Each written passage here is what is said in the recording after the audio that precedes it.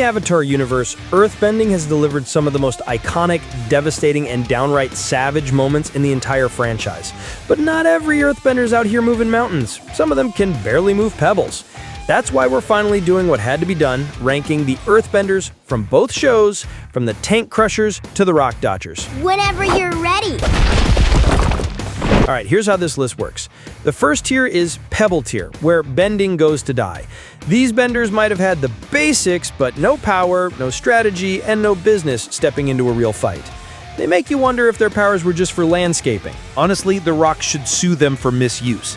Dust benders. They try, bless their hearts. Their earthbending makes noise, but not much impact. You don't fear them, you just brush the dirt off and keep walking. Slightly better than Pebble tier, but still mostly here for the memes. Rock solid. These benders show up, do their job, and go home. They're dependable in battle, and they know their basics. You'd want them on your team, just maybe not leading it. Stone cold talented. Now we're talking. These benders have real skill, solid instincts, and they've got potential that demands respect. Master tier. Absolute command. And you do not want to be on the wrong side of a rock wall with them. These benders combine overwhelming power with technique, battle IQ, and creativity. You can't teach what they do, you just try to survive it. Tectonic legends. The monsters. The icons. These are the benders who could crack the planet open if they sneeze too hard. Now let's break them down, tier by tier. The first earthbender on our list is Huan. I want you to meet the Avatar and her friends. Wow, that's a really nice... banana? It's not a banana. It was inspired by harmonic convergence. It represents the dawning of a new age. Obviously. Oh, yeah, no, I could totally see that. Let me stand here. Yes, I could see that now, yeah. He's an abstract artist and a metal bender, but we only ever see him use his bending to sculpt weird metal art. He doesn't fight anyone, unless you count Bolin, or his own tortured mind. Either way, he firmly belongs in the Pebble tier. Let's move on to our next earthbenders, the Royal Guards. And oh my goodness, these guys might be the most useless fighters in the Earth Kingdom. We see their so-called battle prowess in Book 2 when Team Avatar storms the royal palace in Ba Sing Se. I get that Team Avatar is powerful, but these are trained guards defending the most important city in the world. And they got absolutely steamrolled by 4 teenagers. Not just beaten, wiped out. These dudes had one job, and they failed spectacularly. They've got no business being in a real fight, and they definitely belong in the Pebble tier. Right behind them is another group of earthbending disappointments, the Terror Team. Honestly, these guys might be long-lost cousins of the Royal Guards. Same clueless energy. This elite earthbending squad was supposed to help stop the Fire Nation drill. Instead, they got embarrassed by Dai Li and Mei without either of them even firebending. The Terror Team folded faster than laundry. Next in the Pebble tier are the ones who committed the unforgivable, the Sandbenders. Now, to be fair, their version of earthbending is actually a pretty cool concept. Desert surfing? Sounds awesome. But in practice, it was a total flop. We never see them fight, no earthbending feats, no impressive moments, just dust. You stole Appa. Where is he? What did you do to him? They're lying. They're the thieves.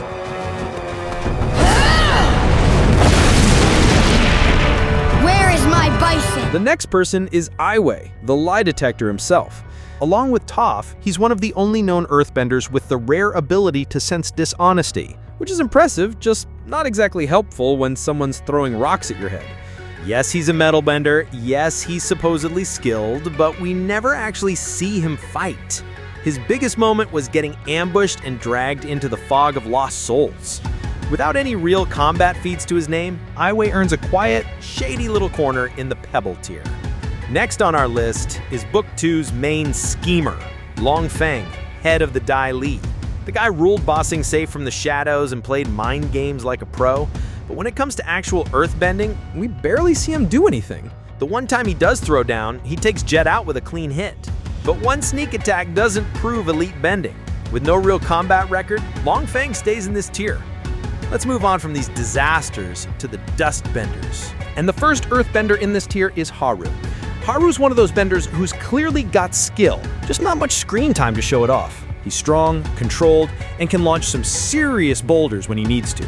One of his best moments was fighting Fire Nation prison guards and saving an old man from being crushed in a rock slide, using solid earthbending precision to pull it off cleanly. That takes more finesse than people give him credit for. He's not flashy, but Haru holds his own. Next in this tier is the unnamed female underground fighter, a skilled bender known for her agility, raw technique, and relentless pressure in the ring. She took on Korra during one of the Avatar's lowest moments, fresh off poisoning and clearly not at full strength. To be fair, she dominated that match, slamming Korra to the ground with a heavy-hitting earthbending move.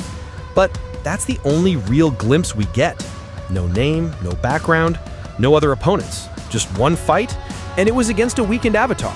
So while she was impressive in that moment, we just don't have enough to rank her any higher. We have a winner! Up next is Tyro, Haru's dad and at first, a certified quitter. When we meet him on that Fire Nation prison rig, the guy has zero fight left in him, total defeatist energy. It took a very loud katara, a stolen pan, and more importantly, a pile of rocks to finally light that spark. But once he snapped back into earthbending mode, Tyro actually showed some solid skill. He blocked the Warden's fire blast with a full wall of coal like a pro. So yeah, emotionally shaky at first, but when he's bending, Tyro's legit. Next up is none other than the Boulder. A fan favorite and loudmouth legend of the Earth Rumble tournament, the Boulder is all about brute strength. He bodied opponents with raw power and even managed to yeet the big bad hippo out of the ring, which is no small feat, considering the guy is basically a walking mountain. Sure, he doesn't have any fancy seismic sense or special tricks, but when it comes to strength, he delivers. That's why the Boulder proudly stands in the rock-solid tier. And the Boulder is very pleased with this placement. The Boulder takes issue with that comment. The next entry is Xin Fu. Xin Fu was a powerhouse. He had both strength and skill, able to launch rapid earthbending attacks with serious force. On top of that, the guy could hold his own in straight-up hand-to-hand combat, even without bending. That's rare for most earthbenders. But he had the unfortunate luck of going up against the blind bandit, Toph Fong, who made him look like a rookie. Still, Xin Fu holds his ground as a tough, no-nonsense bender worthy of the rock-solid tier. Next up, we've got the Dai Li agents, easily some of the most precise and terrifying earthbenders in the series. Aside from being the secret police of Ba Sing Se's totalitarian regime, these guys were elite, not like the clunky terror team. The Dai Li were trained assassins. With their stone gloves, they could trap opponents in seconds or launch pinpoint earth strikes from the shadows. They were quiet, calculated, and absolutely deadly. Not to mention that the Dai Li gave Team Avatar serious trouble. And based on that, these agents more than earned their spot in the rock-solid tier. Moving on, we've got the Fong brothers, Wei and Wing. Unlike their more broody sibling, these two didn't waste their skill on poetry and sulking. They went all in on earthbending, and it shows. Together, they're a powerhouse team, hurling massive boulders with precision and force. But it's not just raw strength, their metal bending is sharp too. They even created their own sport called Power Disc, which uses metal bending in creative and strategic ways. And the same techniques they used for games, yeah, they brought those into real combat. So overall, these two might be comic relief at times, but don't let that fool you. They're legit talented benders. Gao stands out for one reason. He's the only earthbender in the franchise who fights with giant hammers, which I find very interesting. And he doesn't just swing them around, he integrates them into his bending. The guy gave Zuko a hard time in close combat, at least until Zuko stopped playing around.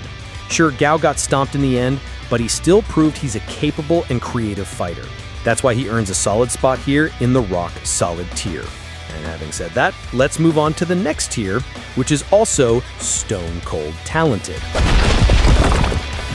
Sure I can't change your mind? I'm sure. I can only reach the Avatar state when I'm in genuine danger. I see.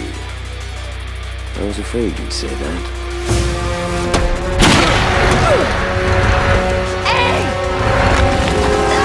Even though he's mostly remembered for his reckless tactics, General Fong is a highly skilled earthbender. He can launch himself into the air by blasting rocks from beneath his feet, giving him surprising mobility for someone in heavy armor, and it even catches Aang off guard during their brief fight. His style is aggressive and efficient, favoring large-scale techniques like stone columns, ground smashes, and earth waves. It's the kind of combat you'd expect from a military leader trained for war, not a typical bending match. But his scariest move is burying people alive. He does this to Katara, and it's one of the most brutal, morally questionable earthbending tactics we've seen in the series. All things considered, Feng might have been unstable, but he's also a serious threat in the right scenario. Let's move on. Next on our list is Bolin, the lovable goofball who grew into a serious powerhouse. His earthbending was already sharp thanks to pro-bending, but everything changed when he unlocked the rare ability to lava bend. From that point on, it became a signature part of his combat style.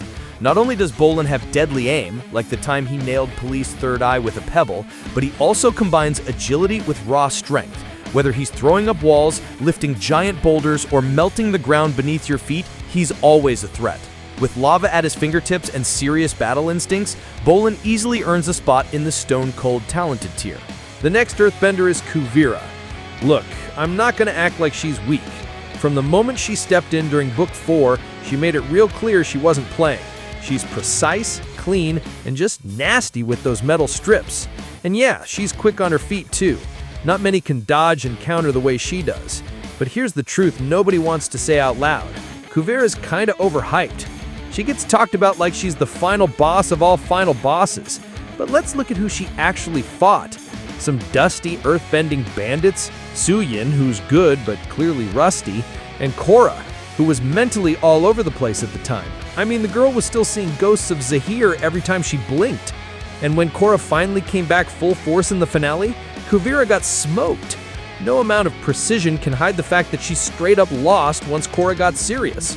So yeah, she's skilled, no doubt, but let's stop pretending she's untouchable. I think this tier placement is absolutely fair.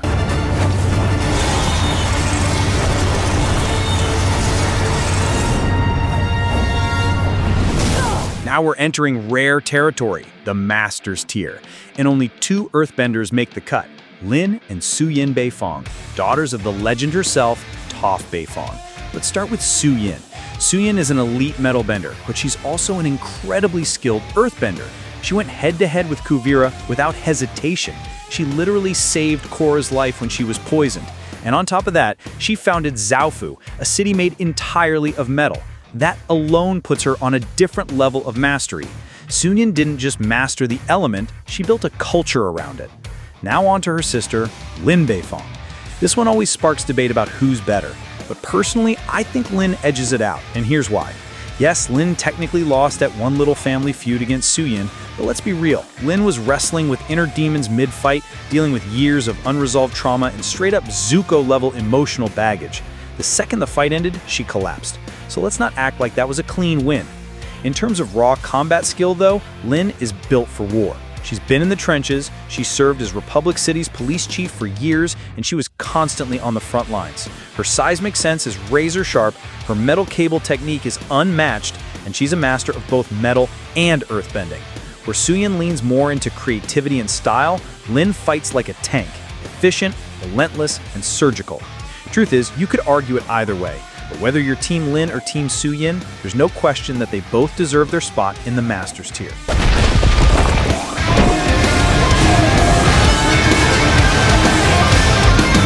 No way!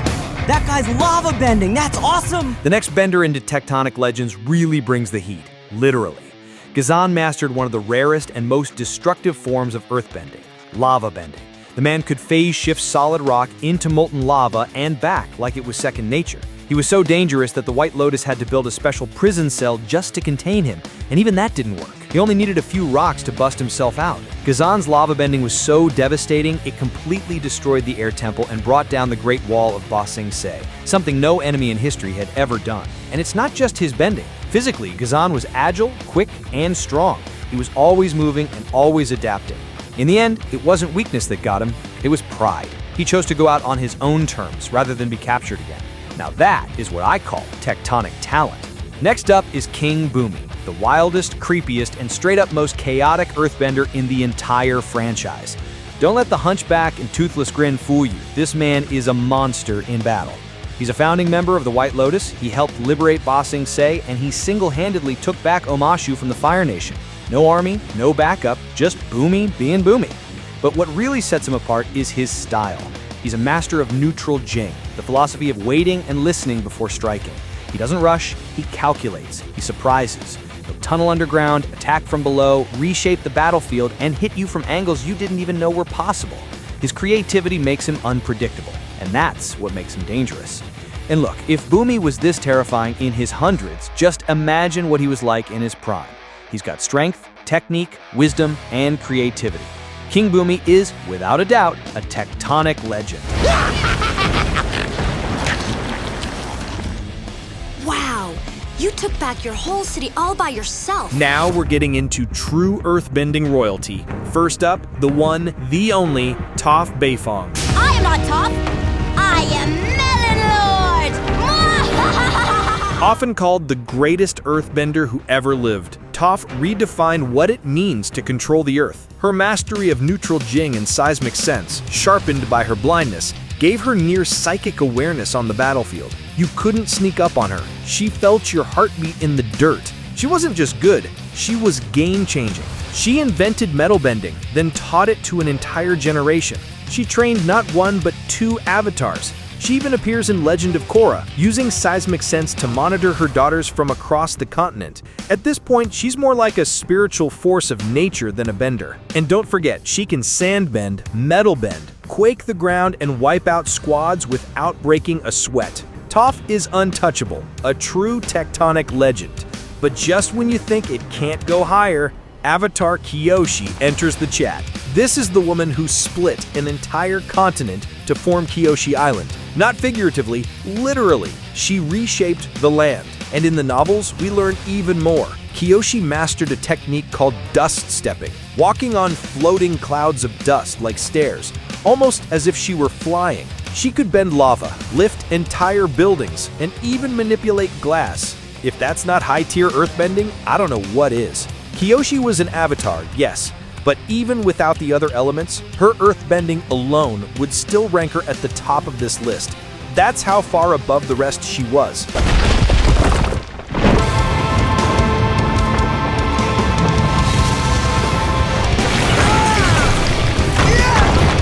I can't beat this guy! It's like I'm giving him ammo! I never knew. Your daughter's amazing. And that wraps up our Earthbender tier list. Do you agree with how we rank them? Who would you put at the top? Let us know in the comments. And make sure to subscribe for more Avatar content. Until next time, stay geeky. Your fly was down. Thanks for catching that. Finally, some peace and quiet.